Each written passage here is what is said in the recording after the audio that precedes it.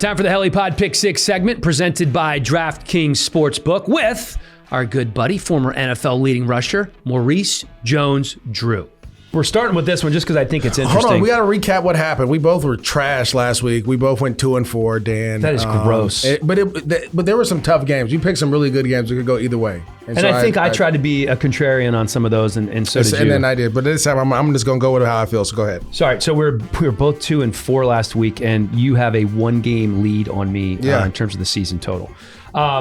I threw this game in there because I think it's interesting. The Eagles 3-5-1, leading the NFC East with that totally crappy record. At the Browns 6-3. This is like a meat grinder game to me. You know, the Browns going to pound the rock with Chubb and Hunt. Mm-hmm. The Eagles don't have a very good rush defense. Myles Garrett could have a field day with that Eagles sick. Offensive line. He's out today with sick. He has some type of symptoms. But he tested negative for COVID. No COVID. They just kept him home. He's a little under the weather, and because Myles Garrett is Superman, he'll be there. Okay. All right. So we're taping this on Wednesday. They play on Sunday. Hopefully, Myles Garrett is better. That O-line's given up 35 sacks in 9 games by far. Oh yeah, he's gonna get demolished. The worst in the NFL. I'm picking the Browns in that one, 27. Yeah, I'm gonna take the Browns too. I just think the Browns. Kevin Stefanski's realized, look, we're just gonna run the ball, throw short passes. We're not gonna take shots down the field, and we're just gonna eat the clock up and put all the pressure on the other offense to try to score on our defense in a hurry.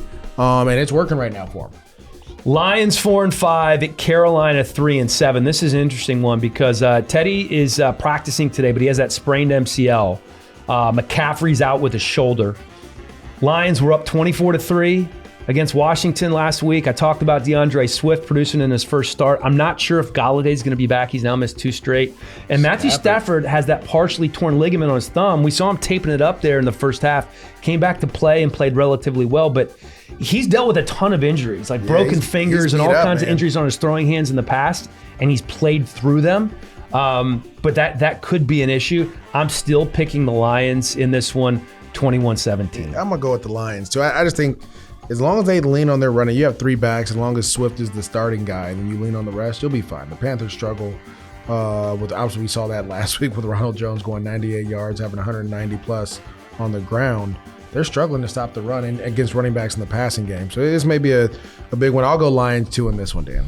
All right, yeah, the Carolina Panthers have lost 5 straight going into this weekend. But they're playing well. I mean, that happens with a new coach, just to give you a heads up. They had 35 yards, I believe. Bubar, check this, in the second half against the Bucs. 35 total yards in the second half against the Bucs. That's crazy.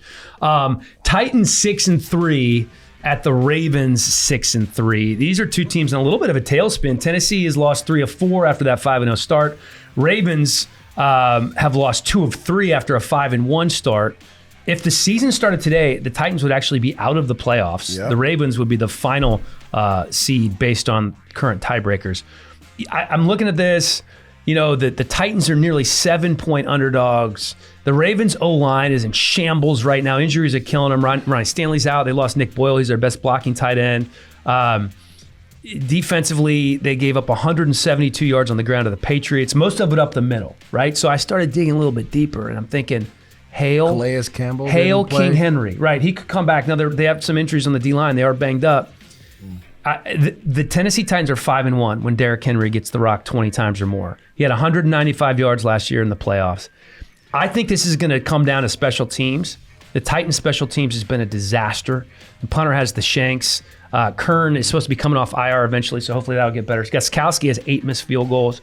That can't continue forever. I just think the Titans are going to change things up a little bit. You're being a homer. I am being a little bit of a homer. Go ahead. And I'm picking the Titans here, 30-27. Question marks continue for Baltimore, my friend. They do continue, but they have an X factor, and his name is Lamar Jackson. I think he's starting to figure out what he has to do.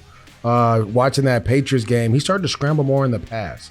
And early on, we've talked about that. I was upset that they don't allow. Seemed like someone was telling them, "Don't scramble, don't scramble, don't scramble." No, run, bro. Like that's what we need you to do. We need you to run because that opens up everything. If they have to focus on you, that opens up Willie Snead coming over the middle. That opens up Mark Andrews down the field. Like, run the ball, Lamar. If you run the ball, that is going to be an issue. And this Titans defense, they've struggled mightily all season long. They can't get to the quarterback. They can't do a lot of things, right?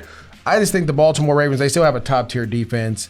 And like you said, the Titans are the team that embarrassed them last year.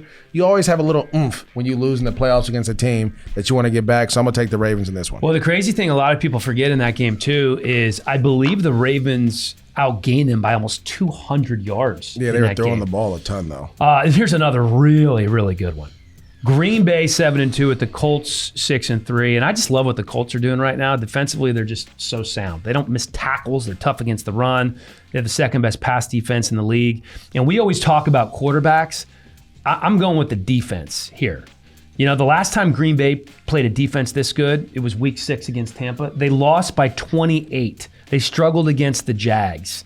I think the Colts pull it out in a nail biter, a literal nail biter. 24-23. Give me Indy. Yeah, I mean, listen. Oh, you're going with a better quarterback. Here we go. Here we go. You hate quarterbacks, but you're going to go with the better quarterback. I'm gonna go. I hate most quarterbacks that aren't worth their money. Yeah, that aren't worth the $100 million they get, the $25 a year, the $30 a year that you get, but you need a running game and receivers to help you.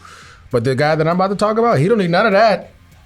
He plays better without his best weapon sometimes, Devontae Adams. So give me Aaron Rodgers. Look, at the end of the day, Green Bay they're gonna bounce back. They struggled in the cold against the Jacksonville Jaguars team who was supposed to be a 14-point underdog or something like that. Anytime that happens, you know the team takes that person. They play harder. This is a close game. I expect Aaron Rodgers, especially in a dome, to go out and light it up. And Phillip Rivers, you know, he's on his upswing right now, so eventually he's going to come like this. This always happens. No. He tick, tick, tick, tick, tick, tick, tick.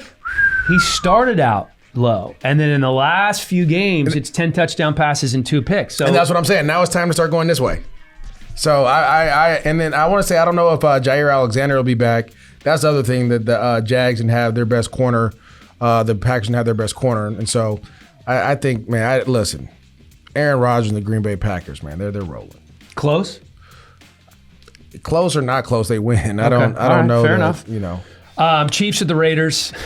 My favorite story is about the that's so disrespectful. The little bus trip they took around the stadium. Listen, people, like, I've heard multiple takes on this, like, why is Andy Reid upset? Look at his Super Bowl ring. No, that is disrespectful, man. Like, look, you won. This is professional football. You're supposed to win, and win with class is what we say, right? We always tell them, be classy, be classy. That was so classy. Even though I love it, it's petty. I love it. Like, I would have did it if I was the Raiders because I didn't understand the rivalry. But I love that John Gruden went around the stadium one more time. Do it one more time. So in case you hadn't heard this story, after they won in Kansas City, the Raiders circled Arrowhead Stadium in the team buses as if it were a victory lap. Right. And that's what, you know, they haven't won there in it was like 4 or 5 years or something like that. But I'll tell you this much.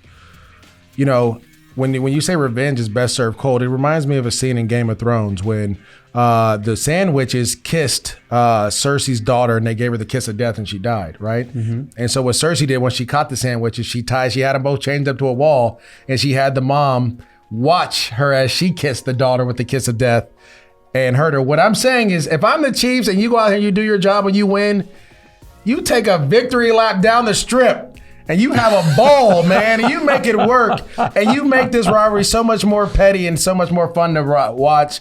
That's what you're supposed to do, Andy. You know, Reid. on that note, when they asked Gruden at his presser about it, he said they took a victory lap around the stadium because the bus driver was a smart aleck, and then immediately went to the next question. And I'd also like to point out that MJD is very cold because not only did he talk about Game of Thrones and that revenge, last week he talked about burning some boats and taking somebody else's on the way home. Yeah. So I just want to point out that burn the boats. MJD is cold-blooded. That's right. And that was all. He is very cold, but unfortunately, Kansas City's going to win this. That's not the unfortunate part. The unfortunate part is they're not going to take that victory lap down the strip because that's not Andy Reid's style. It's not his style, but it would be my style for sure. Yeah, they're going to win. He's going to dab on him. That's what he's going to do. He's going to dab on him. I say they win 38-27. All right, Rams at Bucs. Ooh. How about Bruce Arians saying his team is tired? You know, they don't have a bye until week 12. They've actually been thumped in primetime twice, the Bears and the Saints. I think they're going to rebound here. I know MJD's going to pick the Rams. What are they going to rebound off of? They just won 46-23. No, I'm saying in primetime because they've lost 2 out of 3, I believe, in primetime. I'm going Bucs here. I just think it's too much firepower for the Rams. There's a lot of firepower. You want me to tell you what they're going to do? This is the problem.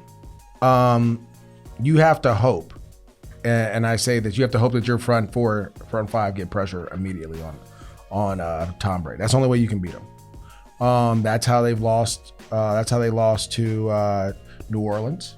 That's how they lost to Chicago. New Orleans twice? Yeah, New Orleans twice and Chicago. That's how they lost, is because they got immediate pressure on him and he was uncomfortable and he just started, playing, not like the guy that we're used to seeing. If you allow him to sit in that pocket and be comfortable, you're going to get 40 points put on you because they have the ability to do that. And he's still not in sync with Antonio Brown. So this is my thing to the Rams. Offensively, you can't turn the ball over. I'm going to take the Rams, because I believe they're going to go 16-0 every year. That's just how it goes. Here we go. But if they can play, if they run the ball, they don't turn over on offense, that's going to be great for them. You allow that play action pass to work. And then defensively, Aaron Donald and Leonard Floyd and company, they have to get pressure today. Like I'm talking about right now. You got to start getting pressure right now on Tom Brady so you can start seeing ghosts to help out your back end. But, it's going to be a great game. I'm going to pick the Rams. I don't know what your score. You didn't pick a score for this one, but I'm going to pick the Rams in this one. So keep in mind, we're always going to have MJD picking the Rams because he is the color analyst for the Rams. So maybe if you're using that to pick your own game, you might want to scratch that one off. All right, yeah, I'm gonna take the Bucs over your Rams. I just believe Todd Bowles is gonna dial up similar type pressure for Jared Goff. Zero blitz. Listen, he watches. You know what's funny? Seattle did that. And so the Rams started the game against Seattle with a quick screen to let them know, like, all right, bring this blitz if you want to. We got answers for it. And they got like 10 yards on the first play. And so it scared Seattle out of it. I wonder if he starts the game with that again. If he comes out in shotgun, you come out empty, and he gets a ball out quick and they go down the field right away, will that kind of deter Todd Bowles and him being as aggressive? No, it's a valid point. I just think we're talking about two very different defenses in Seattle's and Tampa's. Which one do you think one's better? Who do you think is better? I think Tampa is far better than Seattle's defense. Why is it far better? Seattle? Oh, I thought you were talking about the Rams defense. No. Yeah, I'm talking about Seattle in terms of what they're facing. So whose defense is better, Tampa or the Rams? Which one do you think? I think they're both good. Who would you take? I think I would take Tampa. I know you would. Yeah. Yeah, you're crazy. Two of the top defensive players on in the league on one defense. You take the other one. Hey, come on, bro. I'm just saying. That's why this is the HelliePod with MJD, because you need some sense brought in this thing. You're crazy. You're the voice of reason. No question. Well, let's not pay quarterbacks. Let's draft running backs in the first round. We'll leave you on that note. Whoa! While you say that is actually the smartest thing you've said. I'm gonna tell you why. No, I didn't mean that. No, but I was just regurgitating what you say. But it's smart, because if I'm not gonna pay a running back, why would I not draft him in the first round so I get 5 good years out of him and then let him go to free agency and go somewhere else? You draft a running back in the first round, he's automatically one of the highest paid running backs in the NFL, like Saquon, which is why one of the reasons some people say, maybe we don't need to re-sign Saquon. Yeah, and you won 2 games. Why do we debate right down until the end? I'm just saying, like you're spewing out nonsense to our fans. Like, you don't think the Giants would be significantly better on offense with Saquon? Oh no, I disagree with the mindset that you don't want to re-sign Saquon. I don't know if they would sign him to a second deal. Well, that's what people are saying is we're going to have to pay through the nose to sign him to a second deal. So why? Let him go free agency, get some compensatory picks, let someone else pay him. Someone else will pay him. Oh, so you don't think Saquon needs to stay there? I feel like you're contradicting yourself. I'm not. What I just said was if I'm a GM, I'm gonna draft running backs in the first round so that I don't have to pay them a second deal. I can franchise tag them and then let them walk. Oh, you're saying just go for 5 years or so, 6 years, and then let them go. Let them go. Why wouldn't you do that if you're gonna be smart about it? Now, if you got a baller like myself, you got to make sure you get that second deal in. You missed out on the first one because you got me in the second round, but that's neither here nor there, Dan. Yeah. All right. That is DraftKings Sportsbook sponsored Pick 6 segment with MJD. All right, buddy. Good week. Yeah. See you later. And good luck to you.